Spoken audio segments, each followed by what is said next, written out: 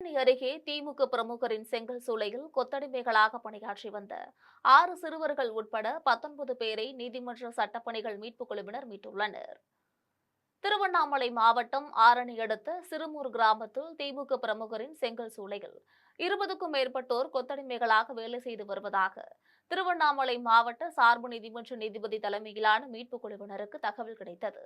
இதனையடுத்து நீதிமன்ற சட்டப்பணிகள் மீட்புக் குழுவினர் மற்றும் தொழிலாளர்கள் நலன்துறை மற்றும் வருவாய்த்துறையினர், காவல்துறையினர் சம்பவ இடத்திற்கு விரைந்து சென்று திமுக பிரமுகரின் செங்கல் சூளையில் கொத்தடிமைகளாக இருந்த 6 சிறுவர்கள் உள்பட 19 பேரை மீட்டனர். அப்போது தங்களுக்கு உரிய ஊதியம் வழங்காமலும் தங்களது ஊர்களுக்கு சென்று வர கால அவகாசம் வழங்காமலும் திமுக பிரமுகர் தங்களை கொடுமைப்படுத்தி வந்ததாகவும் தெரிவித்துள்ளனர்.